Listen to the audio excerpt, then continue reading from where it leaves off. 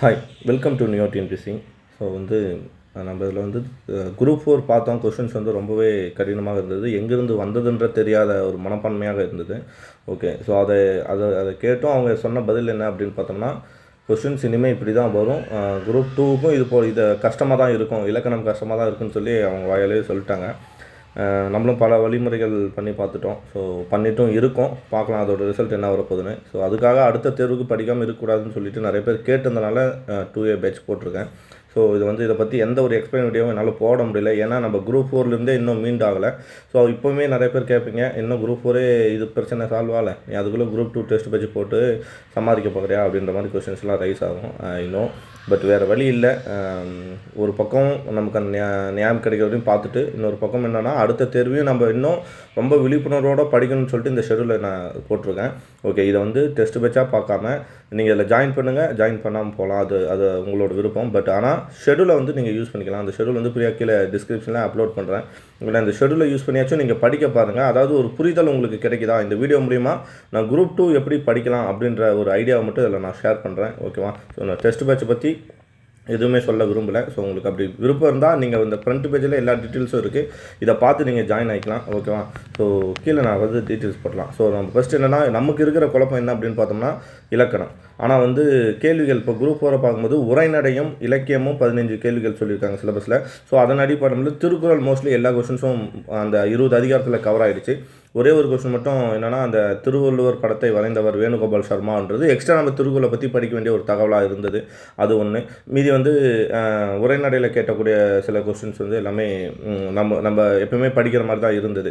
So அந்த 15 கேள்விகள் நமக்கு பிரச்சனை இல்லை, 85 சிலபஸ் கேள்விகள் தான் பிரச்சனை என்பதால் ஸோ முதல் முக்கியத்துவம் நம்ம எது கொடுத்துடலாம், இந்த 15 கேள்விகளுக்கு கொடுத்துடலாம். ஓகேங்களா? ஸோ திருக்குறள் அந்த பார்ட் 1, அதாவது நான் போட்டுற சிலபஸ் படி நீங்கள் படிக்க வேண்டியது 20 திருக்குறள் அதிகாரத்தை முழுசாக படிச்சுடுங்க. எக்ஸ்ட்ரா என்ன பண்ணலான்னா, பழைய புக்கு திருக்குறள் ஒரு புரிதலுக்காக நம்ம யூனிட் 6 எல்லாம் யூஸ் ஆகுது இல்லையா? ஸோ பழைய புக்கில் இருக்கக்கூடிய திருக்குறளும் புதிய புக்கில் இருக்கக்கூடிய திருக்குறளையும் ஒரு முறை ஆல்ரெடி நம்ம படிச்சிருப்போம், அதை ஜஸ்ட் ஒரு முறை சைடில் ரிவைஸ் பண்ணிடலாம். டெய்லியும் ஒரு 5 திருக்குறள் பார்த்தோம்னாலே போதும். பட் முக்கியத்துவம் எதுக்குன்னா, அந்த 20 அதிகாரத்துக்கு முக்கியத்துவம் கொடுத்துடுங்க. ஸோ மீதி தமிழில் இருக்கக்கூடிய சிலபஸ் தான். தமிழின் தொன்மை, தமிழின் சிறப்புன்ற பாடம். இது நமக்கு தெரியும், தமிழ் எவ்வளோ தொன்மையானது, கால்டுவெல்லிருந்து ஸ்டார்ட் ஆகும், அவர் எவ்வளோ தொன்மையானது. ஓகேங்களா?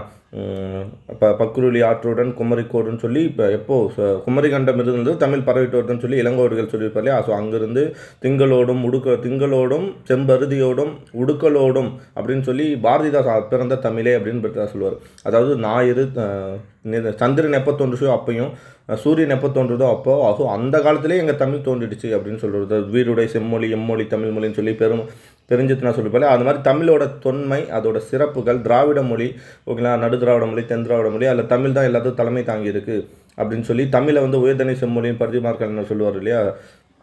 ஸோ இது எல்லாமே என்னென்னா, திருந்திய பண்பும் சீர்த்த நாகரிகம் உடைய செம்மொழியே தமிழ் மொழி அப்படின்னு சொல்லியிருப்பாங்க. ஸோ அதுதான் இந்த டேட்டாஸ். இது நம்ம புக்கில் இருக்கிற டேட்டாவை படிச்சுட்டு பழைய புக்கில் இருக்கிற டேட்டாவை படிச்சுங்க, எக்ஸ்ட்ரா கவர்மெண்ட்டில் இருக்கிறத படிச்சுங்க. இதுவே எனாப் தான்.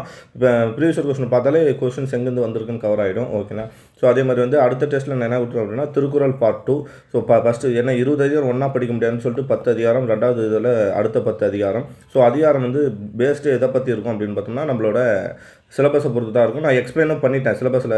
இந்த 10 அதிகாரம் பண்ணிட்டேன், இதில் 5 அதிகாரம் தான் பண்ணியிருக்கேன். ஸோ நான் கண்டிப்பாக அதையும் இது பண்ணிடுறேன்.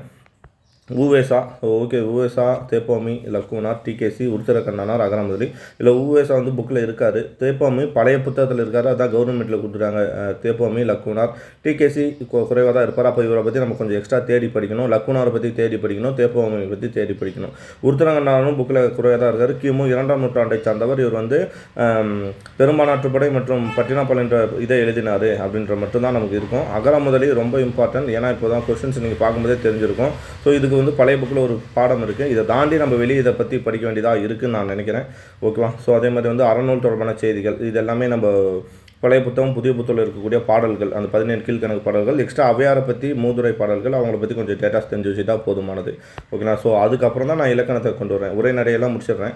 ஓகேங்களா? உரைநடை தேர்வு 4, தேவநாய பண்ணர், பாலர், இது மாதிரி எல்லாத்தையுமே தனித்தனி அது ரிலேட்டடாக இருக்கக்கூடிய எல்லாத்தையுமே பிரிச்சுட்டேன். ஸோ பிரிச்சுட்டு அதுக்கப்புறம் தமிழ் சான்றோர் பற்றிய செய்திகள் மொத்தம் 5 ஐந்து ஷெடியூலில் நம்ம எதை முடிக்கணும் அப்படின்னு பார்த்தோம்னா இலக்கியத்தை ஒரு நிலை முடிச்சலாம். ஏன்னா அதில் அவ்வளோதான் இருக்குது. ஓகே, ஸோ அது வந்து நம்ம பழைய புக் புது புக்கை யூஸ் பண்ணிக்கலாம், வேறு வழி இல்லை. ஓகேவா, புத்தகத்தில் இல்லாதவங்கள தேடி கண்டிப்பாக வெளியிலேருந்து தேடி படிக்கணும்.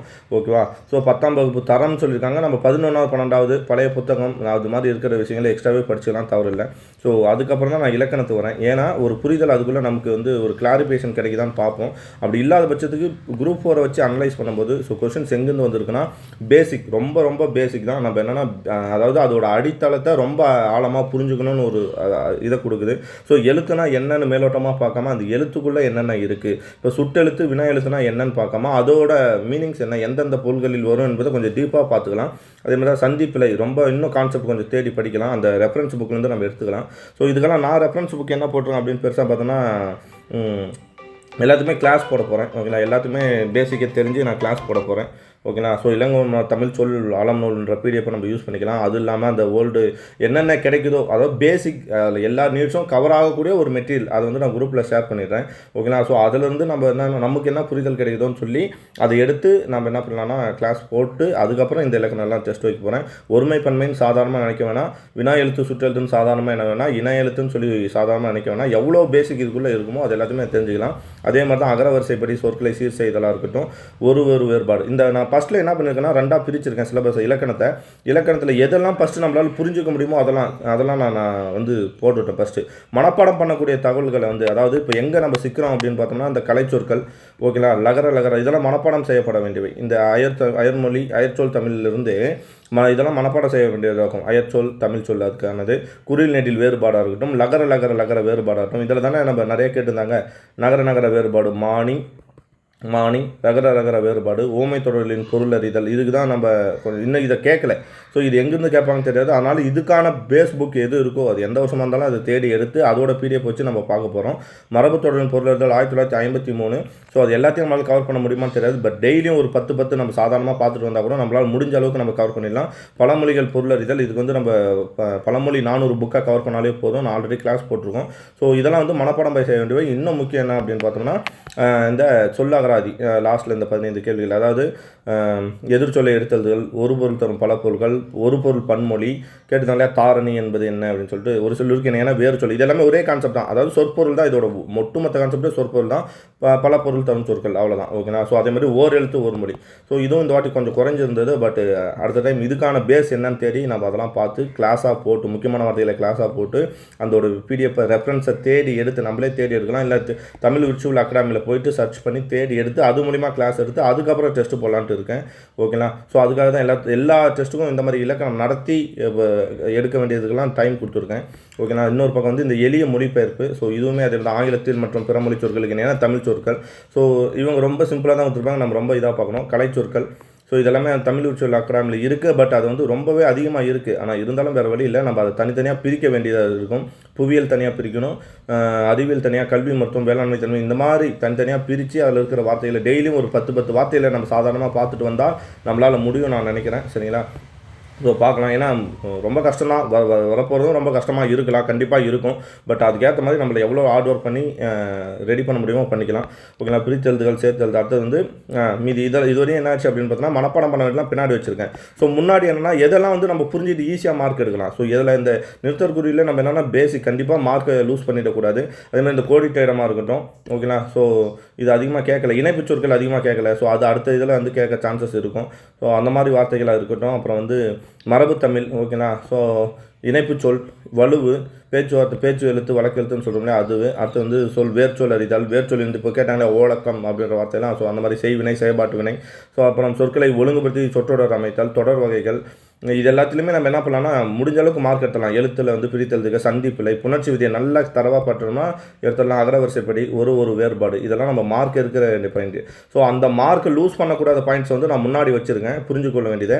மனப்பாடம் பண்ண வேண்டியது வந்து உடனே மனப்பாடம் பண்ண முடியாது, அதனால் அதுக்கு பின்னாடி வச்சு டைம் கொடுத்துருக்கேன். ஸோ நம்ம ஸ்டார்டிங்லேருந்து என்ன பண்ணலாம்னா டெய்லியும் ஒரு 10 மயங்கொலி வார்த்தைகள் 10 கலைச்சொற்களை பார்த்தா முடிஞ்சு போயிடும்.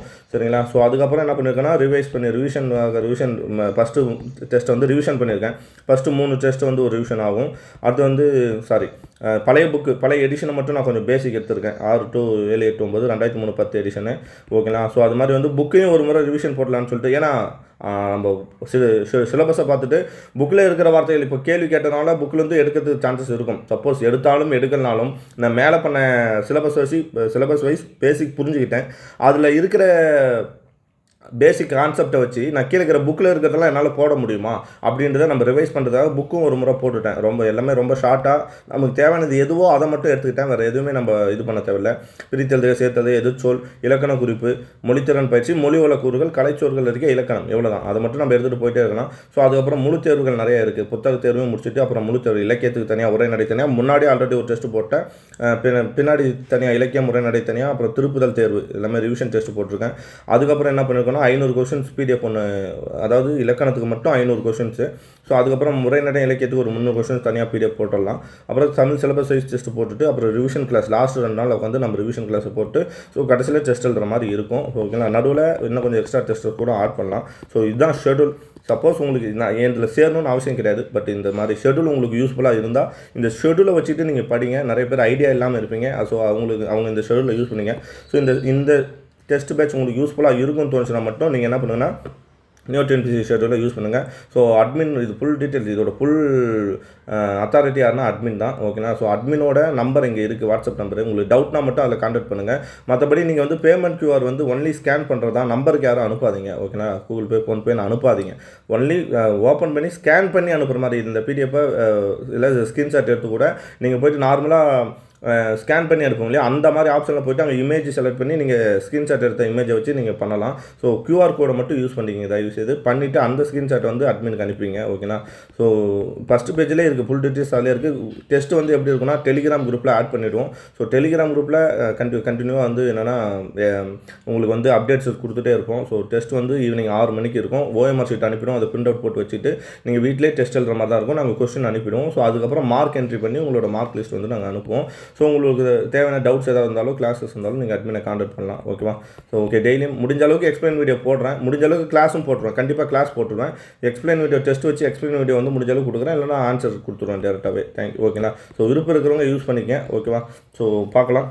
Thank you bye new. சரிங்களா? ஸோ கண்டிப்பாக வந்து ஷெட்யூல் வந்து கிராமப்புற மாணவர்களுக்கு தயவுசெய்து அனுப்புங்க. நிறைய இது அவங்களுக்கு வழிமுறை தெரியாமல் இருக்கலாம். ஸோ என்னையும் அதிக பேருக்கு தெரியாது. நான் ஒரு 100 பேருக்கு உள்ள ரீச் ஆவேன், அவ்வளோதான். ஓகேங்களா? ஸோ முடிஞ்ச அளவுக்கு யாராவது ஏழ்மையில் இருந்தால் அவங்க எனக்கு டேரெக்டாகவே மெசேஜ் பண்ணுங்கள். சரிங்களா? So okay, thank you bye new.